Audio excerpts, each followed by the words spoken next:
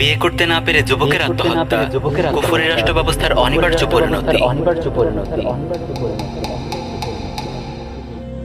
ইসলাম মানুষের 5টি বস্তুর সুরক্ষা নিশ্চিত করেছে: দিন, বংশ, বিবেক, বুদ্ধি, ধন সম্পদ, ইজ্জত আবরু।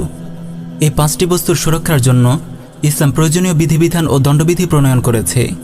মানব জাতির বংশের পবিত্রতা রক্ষার বিষয়টিকে ইসলাম অত্যন্ত গুরুত্বের সঙ্গে নিয়েছে।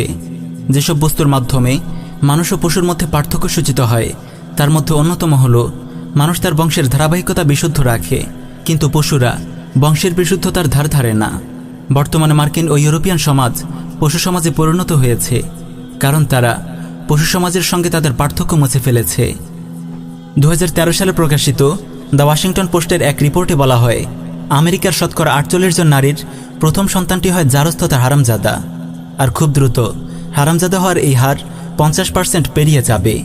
বুঝতেই পারছেন, এই পশু সভ্যতার অর্ধেকের চেয়েও বেশি মানুষ জারজ। বলুন তো, কোন বস্তুটি মানব সমাজ থেকে পশু সমাজকে আলাদা করেছে? মার্কিন ও ইউরোপিয়ান সমাজ কেন পশু সমাজে পরিণত হয়েছে? এই দুটি প্রশ্নের একটি উত্তর: বিয়ে। বিয়েই মানব সমাজকে পশু সমাজ থেকে আলাদা করেছে। মার্কিন ও ইউরোপিয়ান সমাজ পশু সমাজে পরিণত হওয়ার কারণ তারা সমাজ থেকে বিয়েকে নির্বাসিত করার প্রক্রিয়া শুরু করেছে। বিয়ে বহির্ভূত যৌন সম্পর্ক তাদের কাছে বৈবাহিক সম্পর্কের চেয়েও বেশি স্বাভাবিক। প্রিয় ভাই ও বোন, বংশের বিশুদ্ধতা রক্ষা এবং মানব সমাজকে পশু সমাজে পরিণত হওয়া থেকে রক্ষা করতে ইসলাম যে বিধান দিয়েছে তা হলো বিয়ে। বিয়ে খাদ্য ও পানীয়ের মতো মানুষের একটি অনিবার্য মৌলিক চাহিদা। পৃথিবীতে মানবজাতির অস্তিত্ব রক্ষা ও সুষ্ঠু বিকাশের জন্য বিয়ের কোনো বিকল্প নেই, কারণ বিয়ের মাধ্যমেই মানুষের বংশধারা সুরক্ষিত হয়। বিয়ে মুসলিম যুবকের যৌবনের হেফাজতের চাবিকাঠি। বিয়ে দুনিয়া ও আখেরাতে সর্বোত্তম কল্যাণ লাভের মাধ্যম। বিয়ে মানব জীবনের পূর্ণতা। কিন্তু অত্যন্ত দুঃখের বিষয়, জাতিসংঘ কেন্দ্রিক কুফরি বিশ্ব ব্যবস্থার স্থানীয় এজেন্ট মুসলিম বিশ্বের তাগুত শাসক গোষ্ঠী মুসলিম দেশগুলোতে তাদের প্রভুদের এজেন্ডা বাস্তবায়ন করছে। মুসলিম বিশ্বে জাতিসংঘ নামক এই কুফার সংঘের অন্যতম এজেন্ডা নারীবাদের বিস্তার। ইসলামের বিরুদ্ধে চলমান বুদ্ধিবৃত্তিক ক্রুসেডে কুফার বিশ্বের অন্যতম শক্তিশালী মরণাস্ত্র হল এই নারীবাদ। এটি তাদের দীর্ঘ গবেষণার ফসল। 2007 সালে আমেরিকার কুখ্যাত থিঙ্ক ট্যাঙ্ক র্যান্ড কর্পোরেশন কর্তৃক প্রকাশিত বিল্ডিং মডারেট মুসলিম নেটওয়ার্ক শীর্ষক গবেষণা রিপোর্টে সুস্পষ্ট ভাষায় বলা হয়েছে, ইসলামের বিরুদ্ধে বুদ্ধিবৃত্তিক লড়াইয়ে নারী অধিকারের ইস্যুটি অন্যতম বৃহত্তম রণাঙ্গন এবং নারী অধিকার কর্মীরা অনেক প্রতিকূল পরিবেশে কাজ করছে। মডারেট মুসলিমদের ক্ষমতায়নের যে কোনো প্রজেক্টে লিঙ্গ সমতার প্রচার একটি মোক্ষম হাতিয়ার। নারীবাদ সম্পর্কে বিস্তারিত জানতে দেখুন আমাদের নির্মিত এক অনবদ্য ডকুমেন্টারি নারীবাদ, মুসলিম প্রজন্ম ধ্বংসের সর্বনাশা ফাঁদ। ডেসক্রিপশনে লিঙ্ক দেয়া আছে। প্রিয় উম্মা, এই অভিশপ্ত নারীবাদের অন্যতম এজেন্ডা হল মুসলিম সমাজে বিয়েকে কঠিন করে তোলা এবং অবৈধ প্রেম ভালোবাসাকে সহজ করে তোলা। বর্তমানের সমাজ ব্যবস্থার দিকে তাকালে আপনারা অনায়াসে বুঝতে পারবেন, কুফরি বিশ্ব ব্যবস্থার পোষা কুকুর নামধারী মুসলিম শাসকরা বিয়েকে কঠিন করে তুলেছে। অপরদিকে জেনা ব্যভিচারকে কেবল সহজই করেনি, বরং মুসলিম যুবকদেরকে জেনায় লিপ্ত হতে এক প্রকার বাধ্যই করা হচ্ছে। বালেগ হওয়ার পর থেকেই তাগুতি রাষ্ট্রযন্ত্র, সহশিক্ষা ব্যবস্থা, দাজ্জালি মিডিয়া, জাহেলি সমাজ ব্যবস্থা সম্মিলিতভাবে মুসলিম যুবকের পেছনে লেগে যায়। কিভাবে তার যৌবনের পবিত্রতা নষ্ট করা যায়, কিভাবে তার চরিত্র নষ্ট করা যায়। বাল্যবিবাহ রোধের নামে উঠতি বয়সী তরুণদের জন্য বিয়েকে নিষিদ্ধ করে দেওয়া হয়েছে। অপরদিকে খুলে দেওয়া হয়েছে অবৈধ প্রেম ভালোবাসার দরজা। মুসলিম সমাজে হারাম প্রেম ভালোবাসাকে স্বাভাবিক করে তুলতে নির্মাণ করা হয়েছে লক্ষ লক্ষ অশ্লীল নাটক, সিনেমা। প্রিয় ভাই ও বোন, আপনি চাইলেও এই তাগুতি রাষ্ট্র ব্যবস্থায় নিজের চরিত্রের হেফাজত করতে পারবেন না। তাই তাগুতি রাষ্ট্রযন্ত্র, জাহিলি সমাজ ব্যবস্থা ও দাজ্জালি মিডিয়া শেষ নিঃশ্বাস পর্যন্ত আপনার পিছু ছাড়বে না। এদিকে সুদভিত্তিক খোদাদ্রোহী পুঁজিবাদী অর্থব্যবস্থায় ধনীরা ক্রমশ ধনী হচ্ছে, গরিবরা ক্রমশ আরও গরিব হচ্ছে। কেউ না খেয়ে মরছে, আর কেউ ধন সম্পদের পাহাড় গড়ে তুলছে।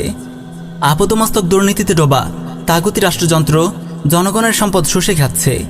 সুদ ও দুর্নীতির পর মানুষের ওপর লকডাউনের নামে চাপিয়ে দেওয়া হয়েছে আরেকটি বড় আযাব। ফলে মধ্যবিত্ত পরিবারগুলোর পক্ষে সংসারের বোঝা বহন করা আজ অত্যন্ত কঠিন হয়ে পড়েছে। অসংখ্য পরিবার আজ অর্থকড়ির অভাবে উপযুক্ত ছেলেমেয়েদের বিয়ের ব্যবস্থা পর্যন্ত করতে ব্যর্থ হচ্ছে। অবস্থা এমনই পর্যায়ে গিয়ে দাঁড়িয়েছে যে অনেক যুবক যুবতী আত্মহত্যার পথ বেছে নিচ্ছে। সম্প্রতি এমনই একটি ঘটনা ঘটেছে নোয়াখালীর বেগমগঞ্জে। অজন্তলা ইউনিয়নের দক্ষিণ মানিকপুর গ্রামের সাখাওয়াতুল্লাহ প্রকাশ সোহাগ নামক 24 বছরের এক যুবক অভাবের দায়ে বিয়ে করতে না পেরে আত্মহত্যা করেছে। জানা যায় ওই যুবক অনেকদিন থেকেই তার পরিবারকে তার বিয়ের ব্যবস্থা করার কথা বলে আসছে। অর্থের অভাবে তার বিয়ের ব্যবস্থা করতে পারছিল না তার পরিবার। এর জের ধরেই ওই যুবক বুধবার ভোরে গলায় ফাঁস দিয়ে আত্মহত্যা করে। প্রিয় উম্মা, জাতির জন্য এমন লজ্জাজনক ঘটনা আর কি হতে পারে? একদিকে সরকারের এমপি মন্ত্রী আমলারা কোটি কোটি টাকা বিদেশে পাচার করছে, শুষে খাচ্ছে জনগণের রক্তখামে অর্জিত সম্পদ। অপরদিকে গরিব পরিবারের তরুণরা বিয়ের জন্য আত্মহত্যা করছে। আজ পুরো দেশ যেন নীরব এক দুর্ভিক্ষে কাঁদছে। তাগুতি রাষ্ট্র ব্যবস্থার এটি অনিবার্য পরিণতি। যতদিন এই জাহিলি রাষ্ট্র ব্যবস্থা বহাল তবিয়তে থাকবে, ততদিন জনগণের ক্ষুধা ও দারিদ্র্যের সমস্যার সমাধান হবে না। আজ যদি দেশে ইসলামী শরিয়াহ বলবৎ থাকত, দেশে জাকাত ভিত্তিক অর্থনীতি বাস্তবায়িত হতো। জাকাত ভিত্তিক অর্থব্যবস্থায় সম্পদের সুষম বণ্টন সুনিশ্চিত হয়। তাই এখানে কারো সম্পদের পাহাড় গড়ে তোলার সুযোগ যেমন নেই, তেমনি কারো না খেয়ে মারারও সুযোগ নেই। ইসলামী খেলাফা প্রতিটি নাগরিকের খাদ্য, বস্ত্র, বাসস্থান, শিক্ষা ও চিকিৎসার মতো মৌলিক চাহিদাগুলোর পূর্ণ সরবরাহ নিশ্চিত করে। তাই তো খলিফা ওমর বিন আব্দুল আজিজ রহিমাহুল্লাহর খেলাফতকালে জাকাত দেওয়ার মতো একজন গরিবও খুঁজে পাওয়া যায়নি। প্রিয় দেশবাসী, আমাদের দিন চর্চা খণ্ডিত। আমরা দিনের আংশিক কিছু বিধিবিধান পালন করি। শরিয়াহ শাসন না থাকলে পরিপূর্ণ ইসলামের উপর আমল করা একেবারেই অসম্ভব। তাই মুসলিম উম্মাহর দায়িত্ব হলো জাতিসংঘ কেন্দ্রিক তাগুতি বিশ্ব ব্যবস্থাকে অস্বীকার করা এবং কুফরি শাসন ব্যবস্থাকে অস্বীকার করা। সেই সঙ্গে আল্লাহর জমিনে আল্লাহর দিন কায়েমের জন্য দাওয়াহ ইরদাদ ও জিহাদের নববী মানহাজে সংগ্রাম অব্যাহত রাখা।